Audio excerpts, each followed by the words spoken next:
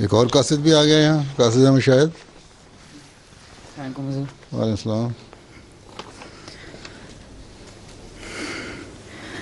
اعوذ باللہ من الشیطان الرجیم. بسم اللہ الرحمن الرحیم.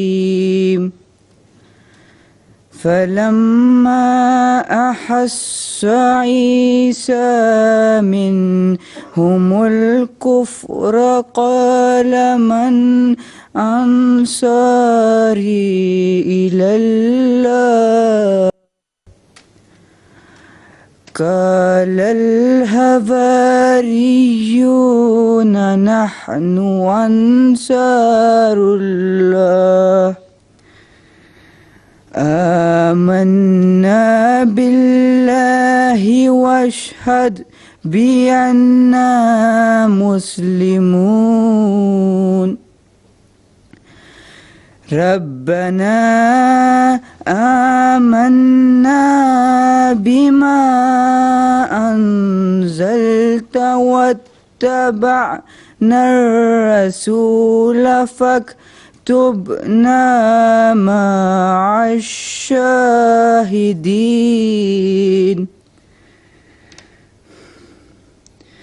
ومكروا ومكر الله والله خير الماكرين.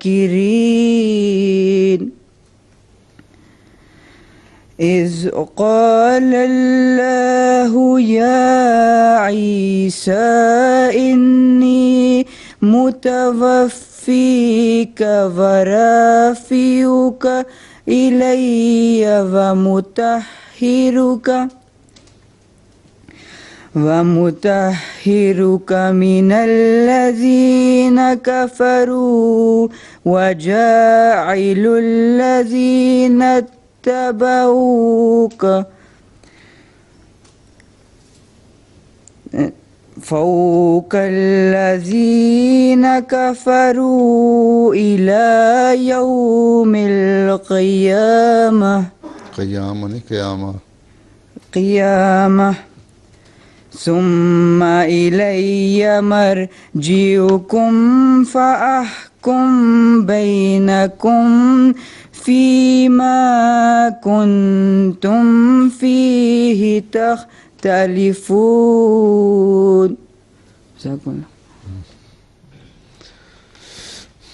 ظفر اللہ ترجمہ.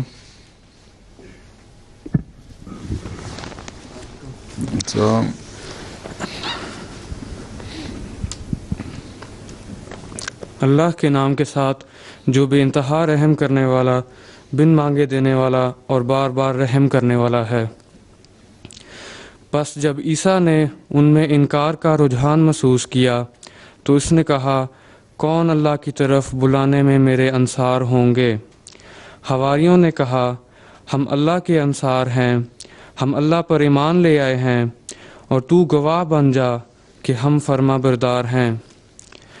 اے ہمارے رب، ہم اس پر ایمان لے آئے جو تو نے اتارا اور ہم نے رسول کی پیروی کی. پس ہمیں حق کی گواہی دینے والوں میں لکھ دے. اور انہوں نے یعنی مسیح کے منکروں نے بھی تدبیر کی اور اللہ نے بھی تدبیر کی اور اللہ تدبیر کرنے والوں میں بہترین ہے. جب اللہ نے کہا اے عیسیٰ یقیناً میں تجھے وفات دینے والا ہوں اور اپنی طرف تیرا رفع کرنے والا ہوں اور تجھے ان لوگوں سے نتھار کر الگ کرنے والا ہوں جو کافر ہوئے اور ان لوگوں کو جنہوں نے تیری پیروی کی ہے اور ان لوگوں پر جنہوں نے انکار کیا ہے قیامت کے دن تک بالادست کرنے والا ہوں. پھر میری ہی طرف تمہارا لوٹ کر آنا ہے جس کے بعد میں تمہارے درمیان ان باتوں کا فیصلہ کروں گا جن میں تم اختلاف کیا کرتے تھے. یہ تعارف کتاب وسیع ہندوستان میں. ساحر جمیل پوری کتاب کا تعارف دو گے؟ جی پڑھ کے سناؤں گا. جی جو مضمون دیا گیا تھا وہ پڑھ کے سناؤں گا. پوری کتاب کو کور کر رہے ہو تھوڑا سا حصہ دے رہے ہو؟ تھوڑا سا حصہ مضمون سارا بیان ہو جائے گا اس میں تقریباً.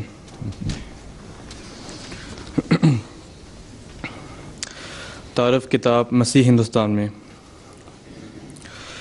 کتاب مسیح ہندوستان میں سیدنا حضرت مسیح موعود علیہ السلام نے اپریل 1899 میں تصنیف فرمائی. حضرت مسیح موعود علیہ السلام کی بعثت کا ایک عظیم الشان مقصد احادیث میں کسر صلیب یعنی صلیبی عقیدے کا جس پر موجودہ عیسائیت کی بنیاد ہے باطل ثابت کرنا بیان کیا گیا ہے. وہ عقیدہ یہ ہے کہ حضرت مسیح علیہ السلام صلیب پر مر کر انسانوں کے لیے لعنتی بنے تا وہ بنی نوع انسان کو شریعت کی لعنت سے آزاد کریں. پس ضروری تھا کہ مسیح موعود جس کا عظیم الشان کام کسر صلیب قرار دیا گیا تھا وہ اس صلیبی فتنے کو پاش کرتا. صلیبی عقیدہ کی اصل بنیاد مسئلہ کفارہ پر ہے، یعنی عیسائیت کی جان اس مسئلے میں ہے کہ حضرت عیسیٰ نے انسانوں کے گناہوں کی خاطر صلیب پر جان دے کر انہیں خدا تعالیٰ کے عذاب سے بچا لیا. حضرت اقدس مسیح موعود علیہ السلام فرماتے ہیں اس کتاب کا اصل مدعا عیسائیوں اور مسلمانوں کے اس عقیدے کی غلطی کی اصلاح ہے کہ حضرت عیسیٰ علیہ السلام آسمان پر زندہ چلے گئے ہیں اور کسی وقت آخری زمانہ میں پھر زمین پر نازل ہوں گے. ان دونوں فریق یعنی اہل اسلام اور مسیحیوں کے بیان میں فرق صرف اتنا ہے کہ عیسائی تو اس بات کے قائل ہیں کہ حضرت عیسیٰ علیہ السلام نے صلیب پر جان دی اور پھر زندہ ہو کر آسمان پر جس میں انصری چڑھ گئے اور اپنے باپ کے دائیں ہاتھ جا بیٹھے اور پھر آخری زمانہ میں دنیا کی عدالت کے لیے زمین پر آئیں گے اور ہر ایک آدمی جس نے اس کو یا اس کی ماں کو بھی خدا کر کے نہیں مانا پکڑا جائے گا اور جہنم میں ڈالا جائے گا. گو مسلمانوں کی مذکورہ بالا فرقے کہتے ہیں کہ حضرت عیسیٰ علیہ السلام مصلوب نہیں ہوئے اور نہ صلیب پر مرے، بلکہ اس وقت جب کہ یہودیوں نے ان کو مصلوب کرنے کے لیے گرفتار کیا خدا کا فرشتہ ان کو جس میں انصری آسمان پر لے گیا اور اب تک زندہ آسمان پر موجود ہیں، اور آخری زمانہ میں 2 فرشتوں کے کندھوں پر ہاتھ رکھتے ہوئے دمشق کے مینارے کے قریب یا کسی اور جگہ اتریں گے، اور بجز ایسے شخص کے جو بلا توقف مسلمان ہو جائے گا اور کسی کو زندہ نہیں چھوڑیں گے. مسیح ہندوستان میں صفحہ 5-6. اور فرماتے ہیں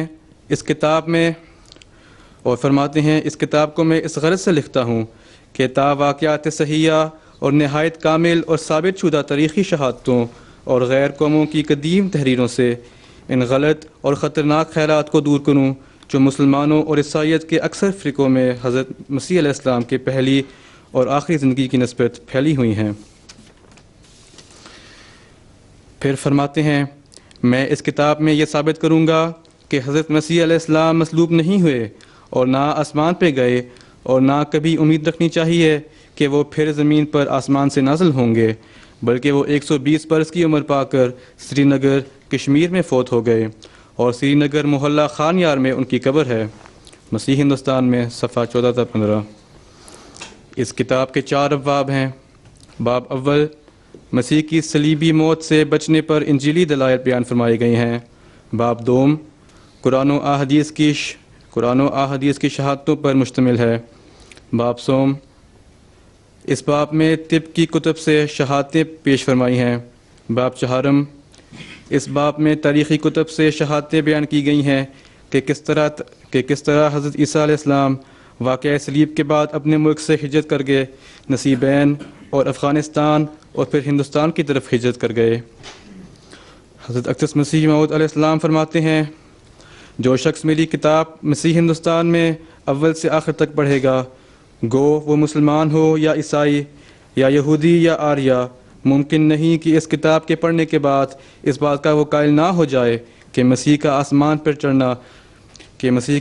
چڑھنے کا خیال لغو اور جھوٹ اور افتراء ہے. کتنے لوگوں نے پڑھی تم لوگوں سے مسیح ہندوستان میں کتاب؟ انگلش میں ہے جیزس ان انڈیا. اچھا، جنہوں نے نہیں پڑھی نا وہ پڑھیں، اگلی کلاس میں آنے سے پہلے پڑھ کے آنا. چھوٹی سی کتاب ہے، زیادہ بڑی نہیں ہے. جیزس ان انڈیا، جن کو اردو نہیں آتی ہے نا، انگلش ٹرانسلیشن بھی ہے اس کی.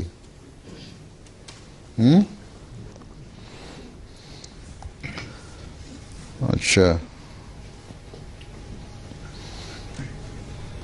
اب تو BBC وغیرہ نے فلمیں بھی بنا دی ہیں اس پہ، اور انہوں نے یہ نظم مصور احمد جواد صاحب نئے آئے ہیں کوئی نظم پڑھنے والے؟ اچھا، السلام علیکم. کلام حضرت مسیح موعود علیہ السلام. کیوں نہیں لوگوں تمہیں حق کا خیال، کیوں نہیں لوگوں تمہیں حق کا خیال، دل میں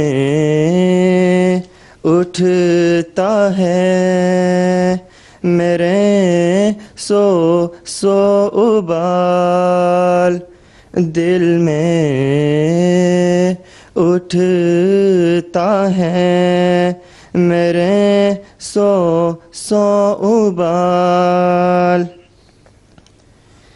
ابن مریم مر گیا، ابن مریم مر گیا، حق کی قسم، داخلے جنت ہوا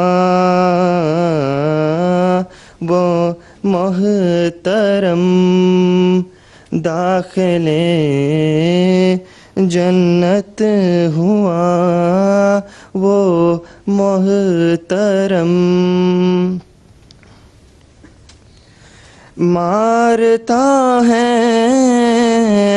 اس کو فرقان سر بسر، مارتا ہے اس کو فرقان سر بسر، اس کے مر جانے کی دیتا ہے خبر، اس کے مر جانے کی دیتا ہے خبر. وہ نہیں باہر رہا اموات سے، وہ نہیں باہر رہا اموات سے، ہو گیا ثابت یہ 30 آیات سے، ہو گیا ثابت یہ 30 آیات سے. کوئی مردوں سے کبھی آیا نہیں، کوئی مردوں سے کبھی آیا نہیں،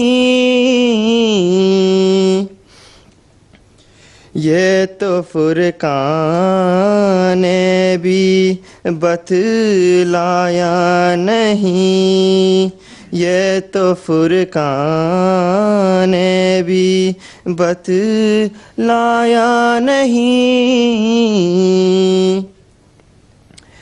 اے عزیزوں سوچ کر دیکھو ذرا، اے عزیزوں سوچ کر دیکھو ذرا، موت سے بچتا کوئی دیکھا بھلا، मौत से बचता कोई देखा भला ये तो रहने का नहीं प्यारो मकान ये तो रहने का नहीं प्यारो मकान चल बसे सब अंबियाओ रास्ता चल बसे सब अंबियाओ रास्ता क्यों नहीं लोगों तुम्हें हक का ख्याल दिल में उठता है मेरे सौ बाल मेरे सौ बाल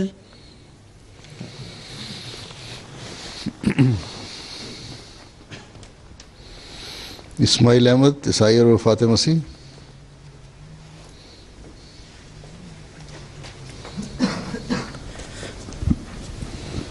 So, So, our presentation is about the deliverance of Hazrat Isa alayhi salam from the cross. The presentation will be in English and will be carried out by me and Tokir. I'll be talking about how the belief arise that Jesus died on the cross and ascended to heaven. I'm going to start with a brief introduction of the Bible. The Bible, as you probably know, consists of the Torah, which has been labelled the Old Testament, as well as writings added later which make up the New Testament. Over time, the Bible and beliefs of the Christians have changed and new ideas have emerged. By 150 AD, these changes led to the existence of hundreds of contradictive texts. In the 4th century, in an attempt to establish a Roman Empire with a uniform religion, to back it up, Constantine I felt that there should be a decision of what books should form the basis of Christianity. At the time, there were two opposing bubbles of Christianity.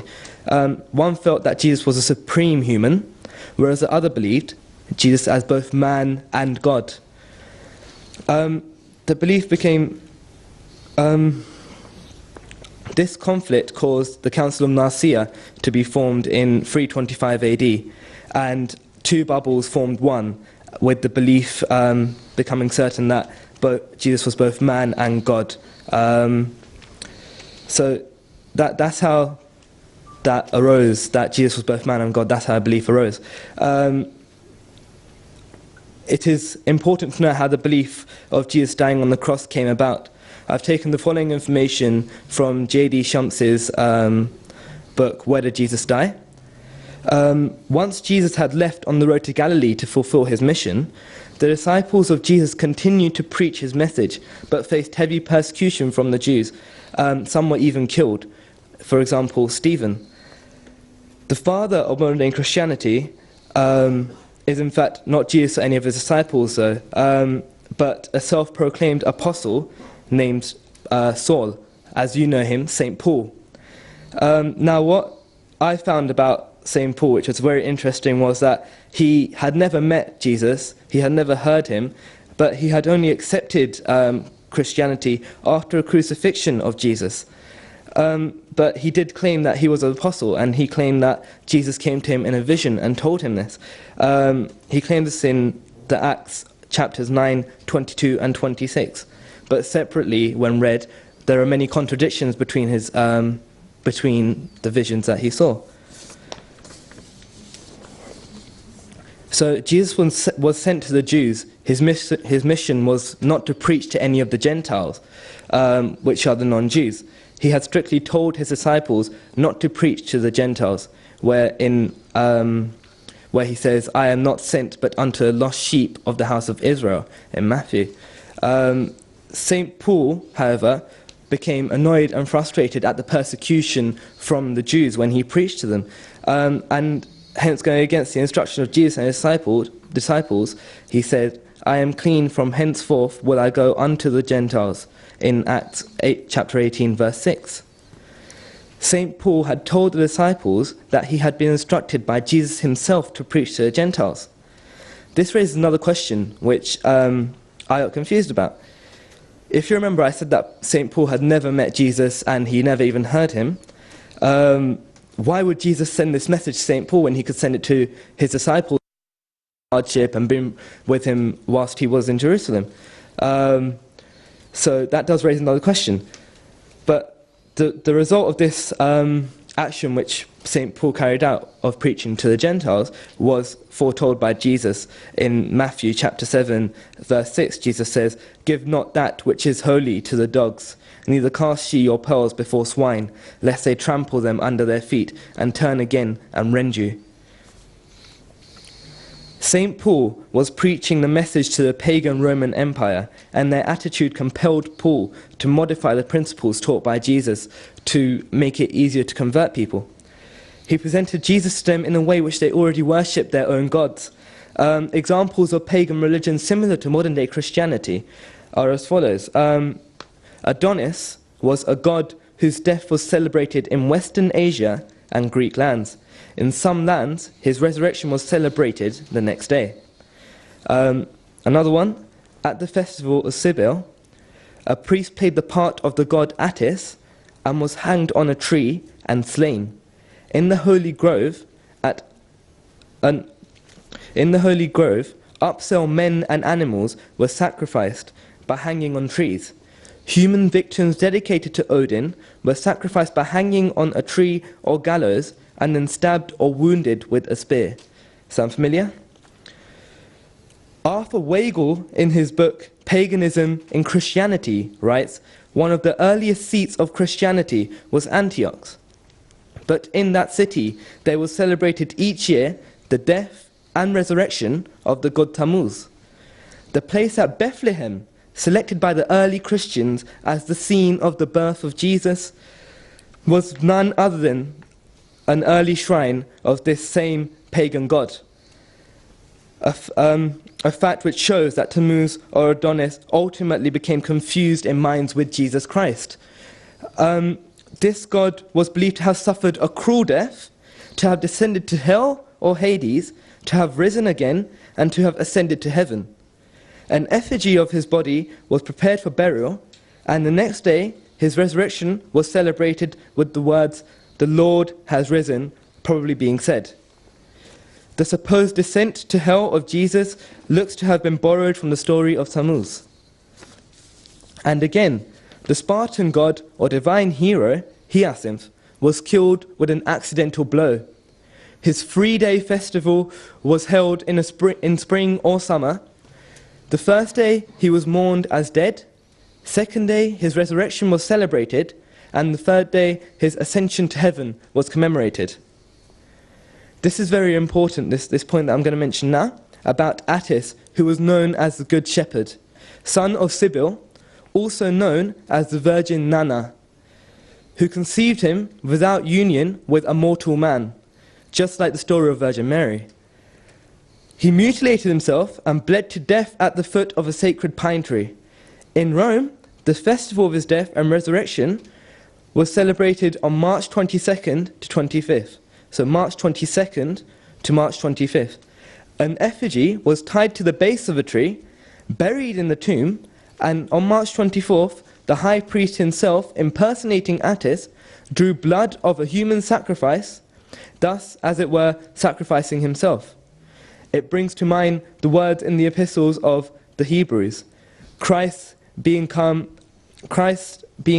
an high priest, neither by the blood of goats and calves, but by his own blood, obtained eternal redemption for us.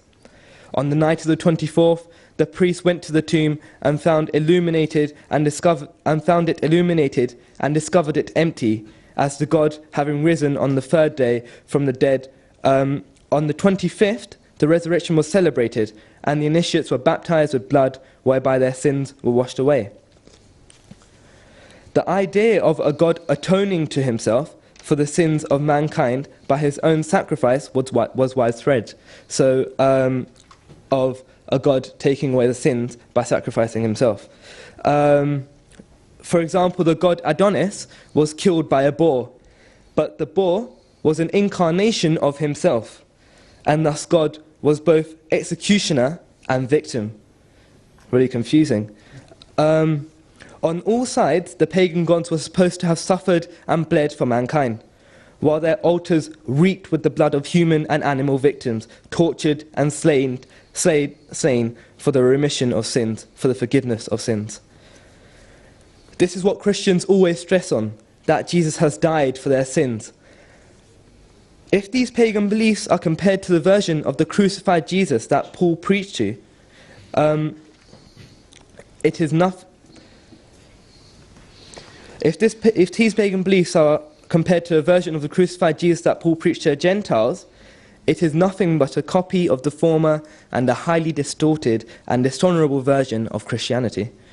The disciples of Jesus opposed the Pauline Christianity as far as they could, but as time passed, his easy religion became a conquering one in the Roman Empire.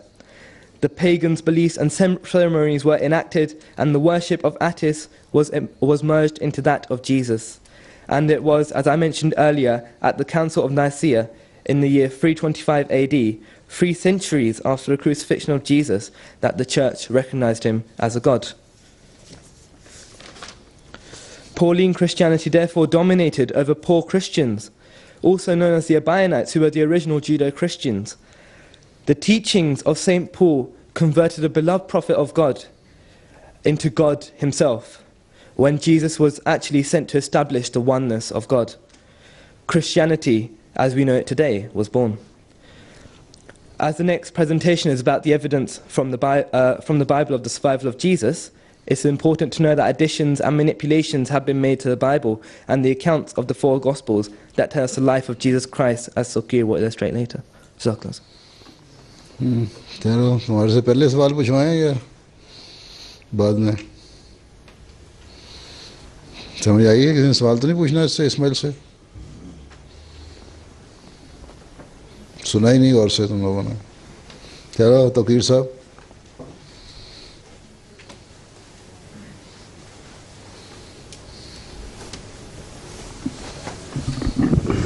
Assalamu alaikum, Hazur. So,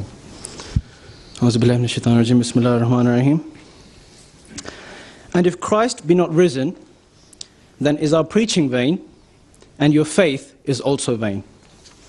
This is what St. Paul said to the Corinthians in a letter. This is printed in the Bible, chapter 15, verse 14. And according to this verse, if Jesus does not ascend to heaven and take all the sins of mankind, then Christianity, as we know today, falls apart.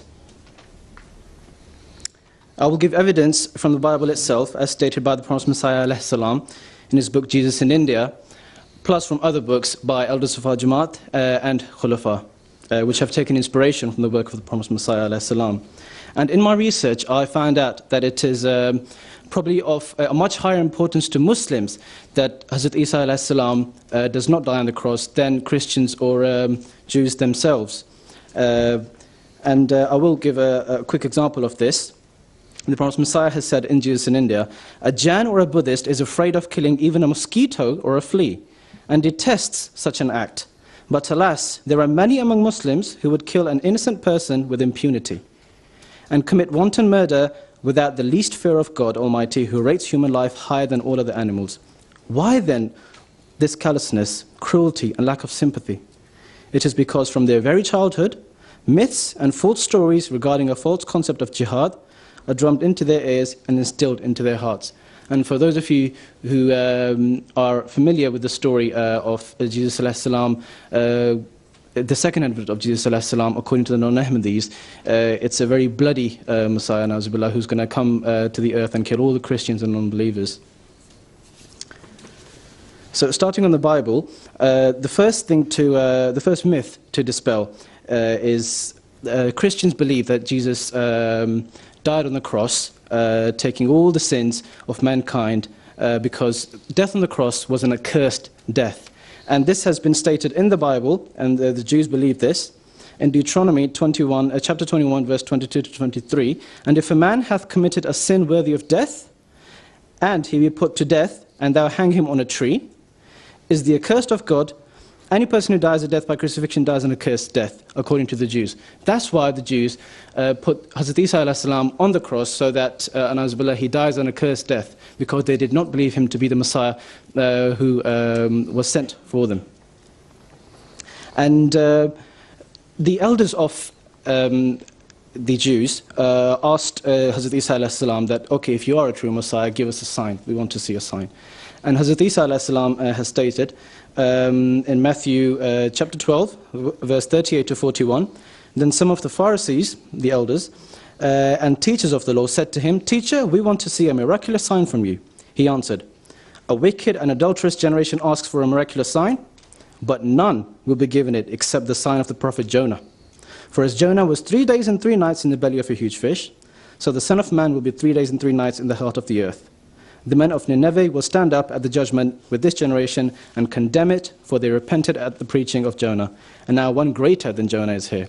Now for those of you who are familiar with the story of Prophet Jonah, all religions, Christians, Jews and Muslims, unanimously believe that Hazrat Yunus alayhi salam went into probably a whale. He was in the belly of a whale for 3 days and 3 nights, and he came out alive, although he was extremely weak of health when he came out. And this is what we agree on. And for Jesus to say that this is the sign that you are asking for, the Son of Man, referring to himself, will also be in the heart of the earth for 3 days and 3 nights, and he will come out alive. Otherwise, it will not be the sign of Jonah. Otherwise, Jesus would not have had given this example. The second most important example is a promise Jesus had made, which was his actual mission, which was to prove to the lost 10 tribes of Israel. I will not go into the details of the lost 10 tribes, but altogether there were 12 tribes of the Jews. 10 were taken by Nebuchadnezzar II towards the east, and most of them migrated towards the east further, all the way towards Afghanistan, Tibet, Kashmir, even further into India, down to South India even, and they were lost. Nobody knew where they were. That's why they were called the lost tribes of Israel, or the lost sheep of Israel. And Hazrat Isa alayhi salam has said in John chapter 10 verse 16, "I have other sheep that are not of this fold, I must bring them also. They too will listen to my voice, and there shall be one flock and one shepherd." So this is a promise Jesus alayhi salam had made, and for him to break that promise, die for the sins of mankind before his mission has been fulfilled, it destroys Christianity, because if their Son of God does not keep a promise, then Christianity itself falls apart. Now, moving on, Hazrat Isa alayhi salam found out that he is going to be condemned to death by the Jews. And he was extremely agitated over this. And this can be seen from his prayers that he did at Gethsemane.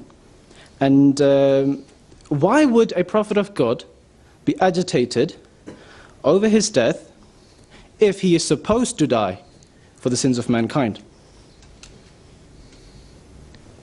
I will read the verse, and you can see for yourself. "Then saith he unto them, My soul is exceedingly sorrowful, even unto death.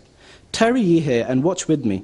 And he went a little further, and fell on his face, and prayed, saying, O my Father, if it be possible, let this cup pass from me," meaning the cup of death. "Nevertheless, not as I will, but as thou wilt." From Matthew chapter 26, verse 38 to 39.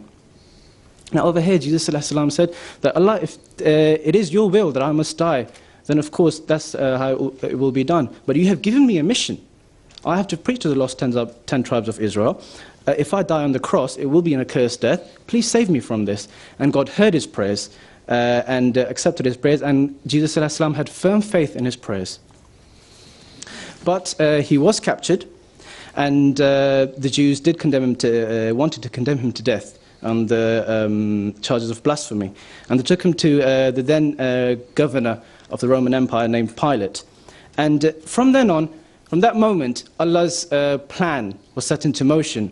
And Pilate's wife must have been a God-fearing person, and she saw in a dream that Allah had told her in a dream that Jesus is a man of God, he's a good man, and he should not be put to death.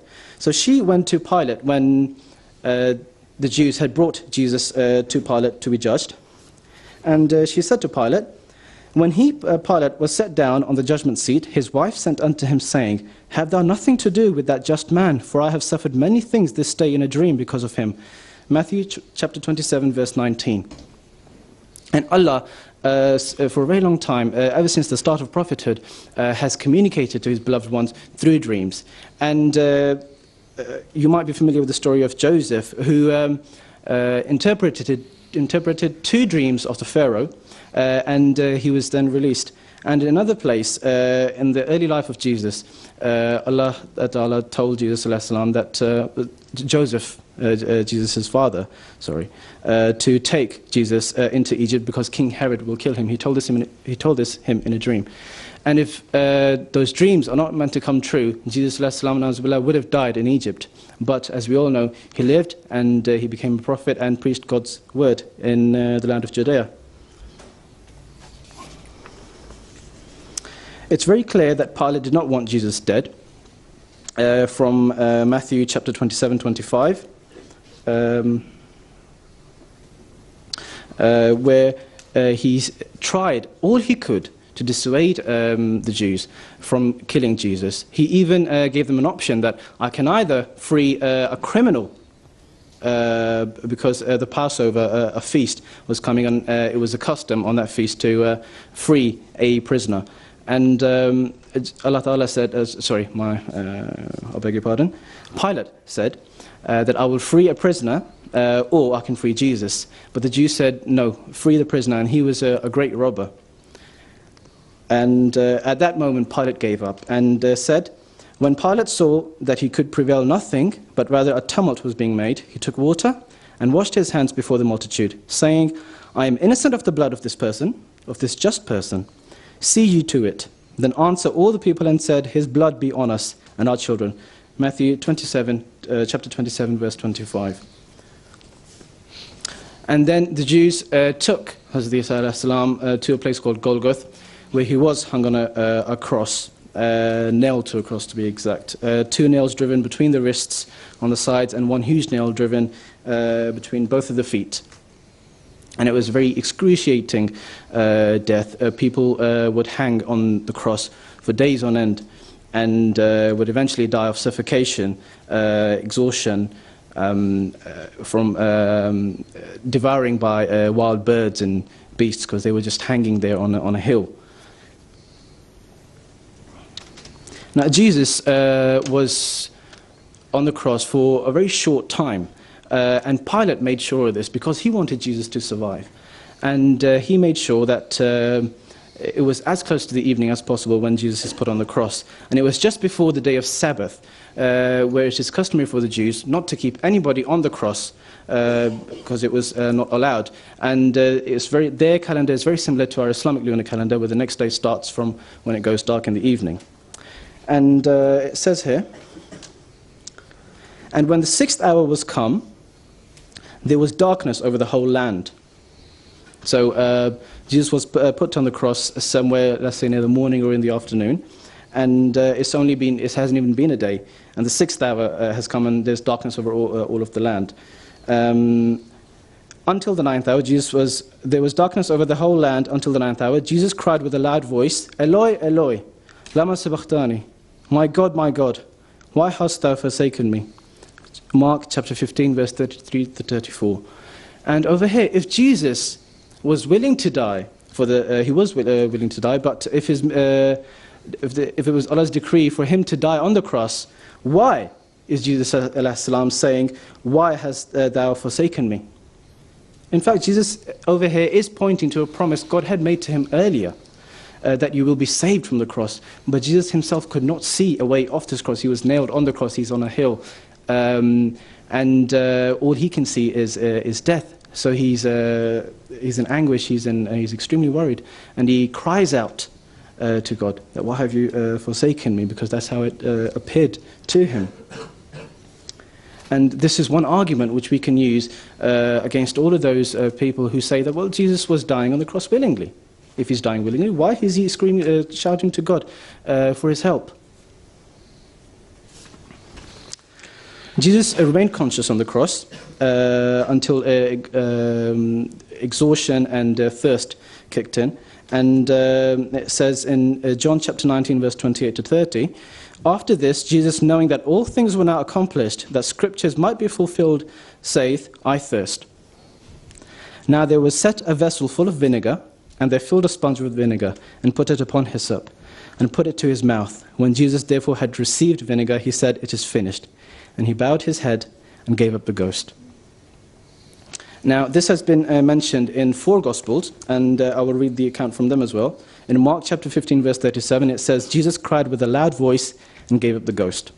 In Luke chapter 23, verse 46, it says, and when Jesus cried with a loud voice, he said, Father, into thy hands I commend my spirit.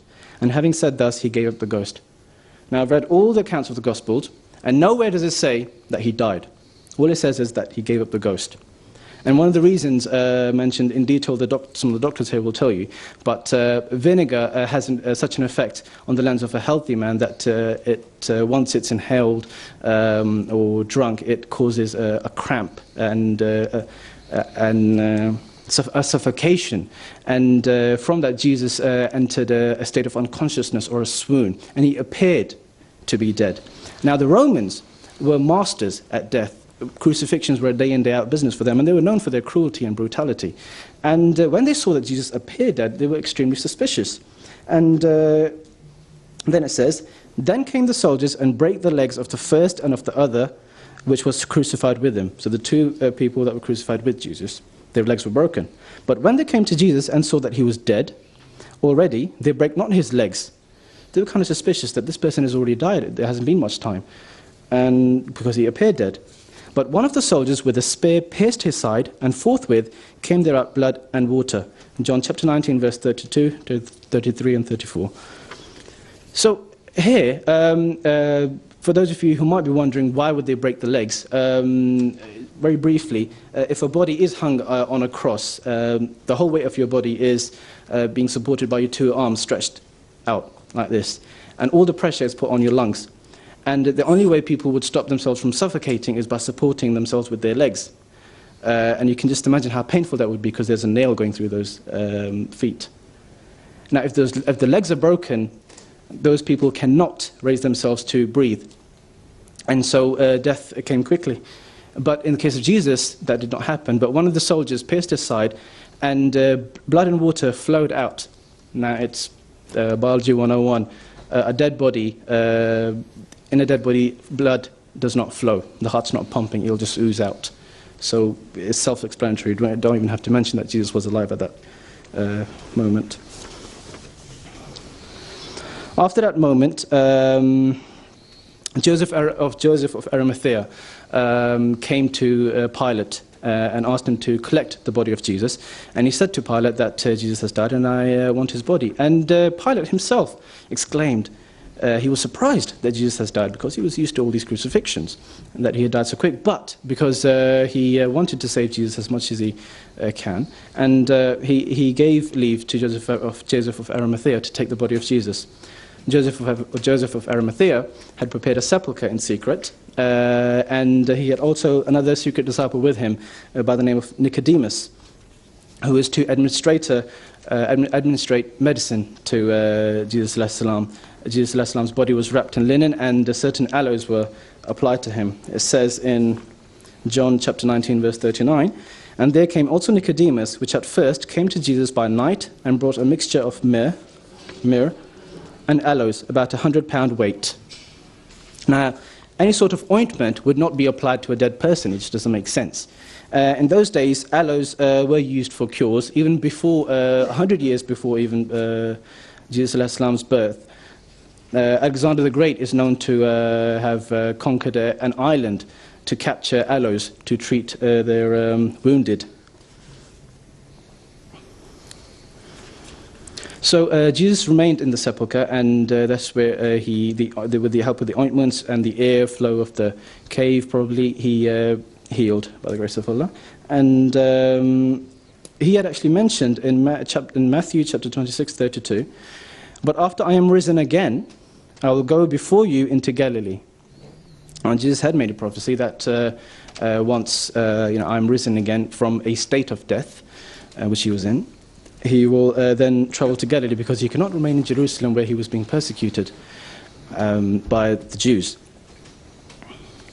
So he stayed there 3 days in the sepulchre, left, and the first person that he met was Mary Magdalene, who at first did not recognize Jesus because he was in the gardener's clothes. So he disguised himself in the gardener's clothes, and he told Mary Magdalene to go to his disciples and tell them what she saw. When he met his disciples did not recognize him, maybe because of the effects of the crucifixion. His health was extremely deteriorated, maybe his color had gone pale, he obviously had a lot of wounds, and it says in the Bible, they were startled and frightened, thinking they saw a ghost. Maybe he looked like a ghost. He said to them, "Why are you troubled? And why do doubts rise in your minds? Look at my hands and feet. It is I myself. Touch me and see. A ghost does not have flesh and bones, as you see I have." When he had said this, he showed them his hands and feet. And while they still did not believe it, because of joy and amazement, he asked them, "Do you have anything here to eat?" They gave him a piece of broiled fish, and he took it and ate it in their presence. Luke chapter 24, verse 37 to 43. Now, I've never seen a ghost. I don't want to see one either. But I don't think a ghost would want broiled fish or honeycomb or any food. So why is according to Christians or those who believe that Jesus was a spirit, why is a ghost asking for food? And why is a ghost saying, "Handle me, touch my wounds and see that it is myself"? Here Jesus wanted to tell all of his disciples that he survived the crucifixion, that he had not died an accursed death, and what the Jews wanted to accomplish.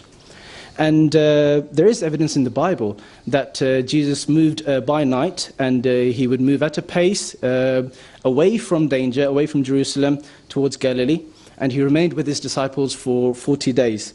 I'll read some verses from the Bible. Then Judas said, "But Lord, why do you intend to show yourself to us and not to the world?" John 14, chapter 14, verse 22.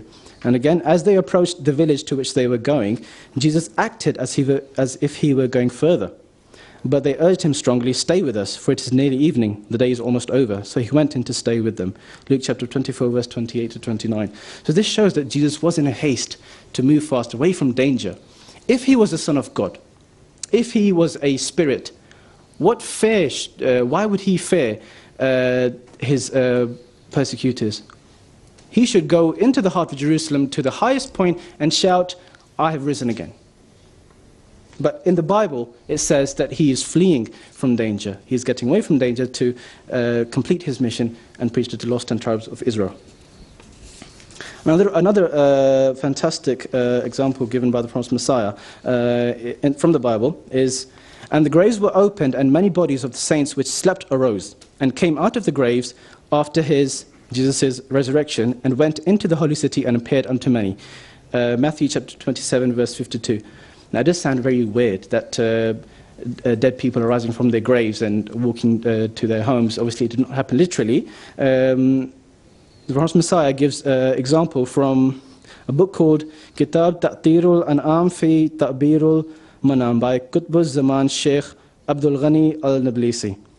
And the reason he gave, the interpretation of this dream that he gave, is that if anyone sees a dream or a vision of the nature of Kashf, that the dead have come out of their graves and have made for their homes, the interpretation is that a prisoner would be released from his bondage, and that he would be rescued from the hands of persecutors. The context shows that this prisoner would be a great and high personage. So this shows that, like I said at the beginning, that God speaks to his beloved through dreams and visions. And this way, God told his true followers, the true followers of Jesus, that Jesus had survived. And this is also mentioned in the book 10,000 Dreams Interpreted by Gustavus Miller. And the bit after this is about the ascension of Jesus to heaven, but due to the shortage of time, I can't speak much on that. But I will say this last verse from the Bible. "And then shall appear the sign of the Son of Man in heaven. And then shall all the tribes of the earth mourn. And they shall see the Son of Man coming in the clouds of heaven with power and great glory." Matthew chapter 24, verse 30. Now, the Prophet Messiah has written in Jesus India that this is a clear indication of the current time and the arrival the arrival and the work of the promised Messiah. And then shall appear sign of the Son of the Man in heaven, means that divine intervention, there will be a lot of divine intervention, and evidence will be given to the survival of Jesus alayhi salam from the cross. And Hazrat Masih Maud salam was actually the first religious person to bring out the idea that Jesus survived the crucifixion. And he was in a region where Christianity was attacking Islam again and again. Islam did not have any answers. When the Prophet Messiah did make this claim, nobody could refute any of his claims. And the verse where it speaks that heavens will cry against the lies of those who deny him to be true, a true prophet, and tribes will mourn for their rise. It talks about tribes mourning, that the Jews and the Christians and even the Muslims would mourn that we've been believing in the Prophet of God for the wrong reasons. The Christians believe in him as the Son of God.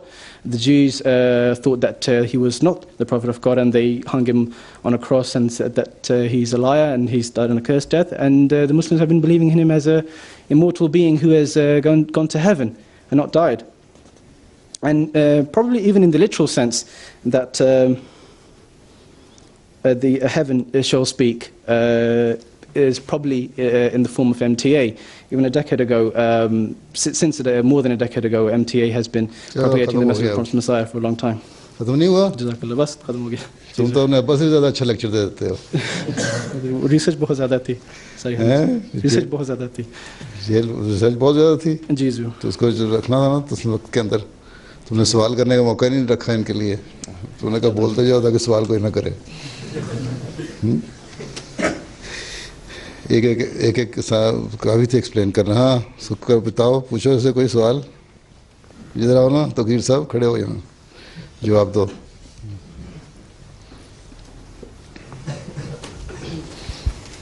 Lecture अच्छा देता है।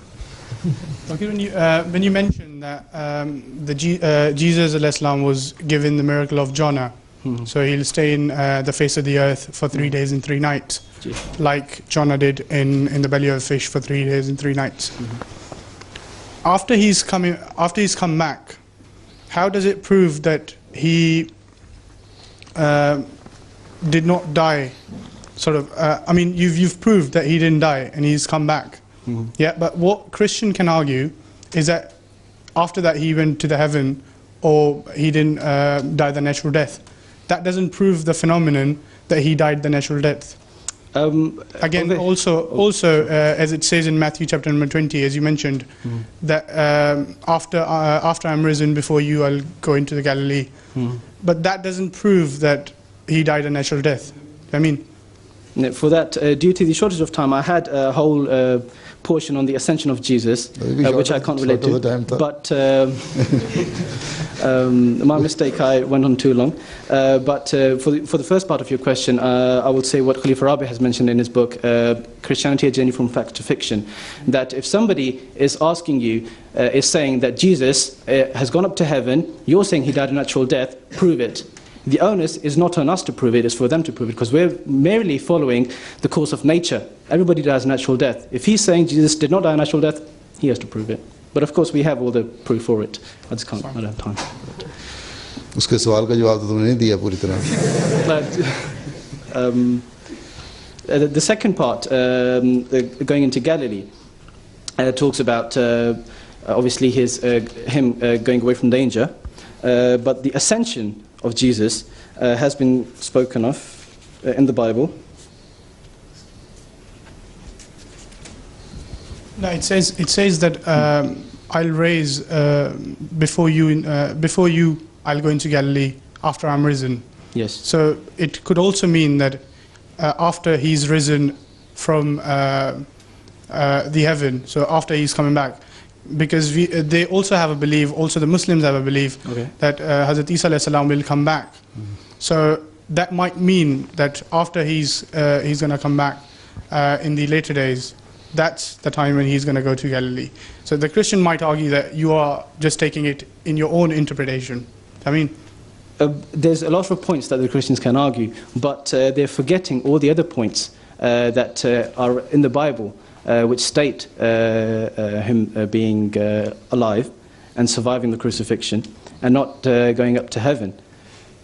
Not So going up to if heaven. you- That's a point we have to prove, that he hasn't gone up to heaven. Um, You're proving like I that said, he it's- didn't die. He didn't Yeah, die I've on got the about cross. 4 pages of that, so I don't have time for the 4 pages. चलो चलो तुम एक बयान कर दो थोड़ा सा खुलासा मैं ढूंढ लूं? ढूंढ रहा हूँ क्या 4 पेजेस रेफरेंस तो लिख के लाने चाहिए थे जी, वो लिखा हुआ है बस हाँ आखिर तो में। रेफरेंस इस तरह किया करते हैं लेक्चर में छोटे छोटे पॉइंट्स बनाते हैं जी जी वो बुजुर्ग मैं इसलिए वर्ड्स कर रहा इतने हूँ सारे थे कि मैं ताकि तुम लोगों को सेमिनार्स में इतना आए कि 10 मिनट बोलो 10 मिनट क्वेश्चन आंसर हो पहले का जवाब तो आ जाए it does mention here, the ascension of Jesus has been mentioned in the Bible by St. Mark and Luke. St. Mark said that he's taken up into heaven and he sits on the right hand side of God. Luke says that he blessed them and was taken up into heaven. These were added later into the Bible, and the proof for this is that if you look at the Codex Sinaiticus, which is the oldest Bible that is available, it was written in the 4th century. Mark's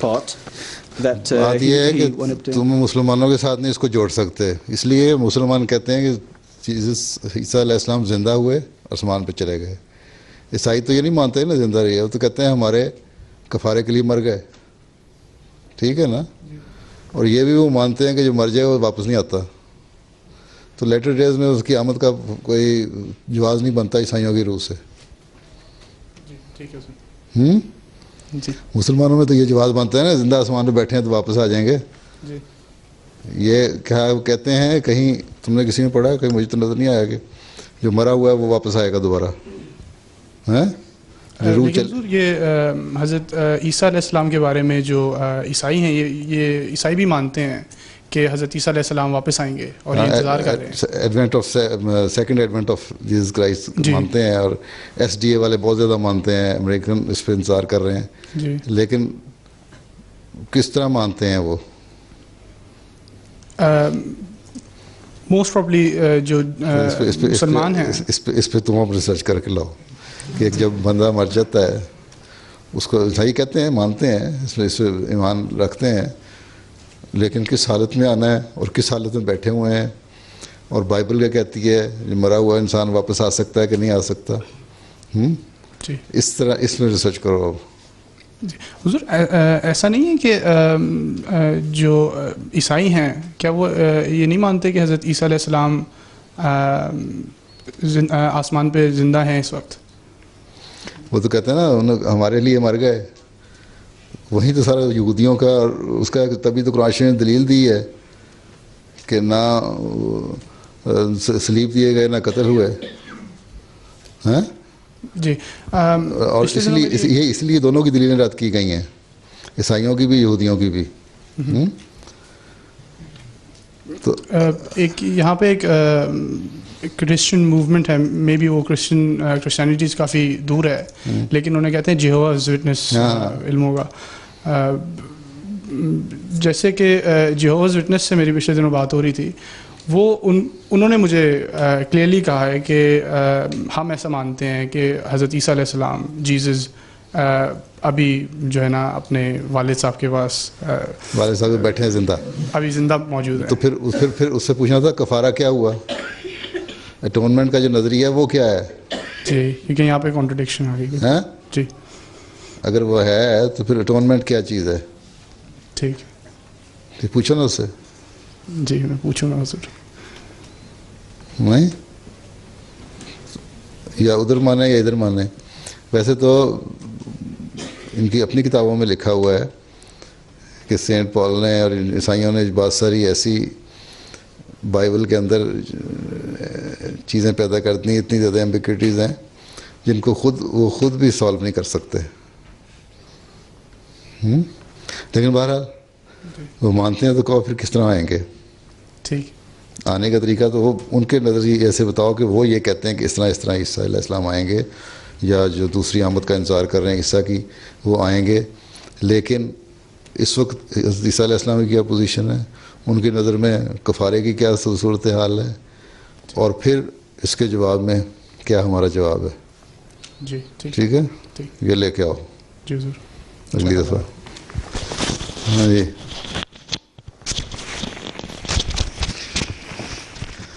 Mirza صاحب نے اس نے تیاری زیادہ کر لی ہے, اس کو سمیٹ نہیں سکے اسی طرح, ہاں جی ہے نا. تیاری کم تھی. تو اس کو تم جو لکھا ہے نا جی سر. سارا کچھ, جی اس کو مضمون بنا کے لکھ دو. جی سر. السلام علیکم.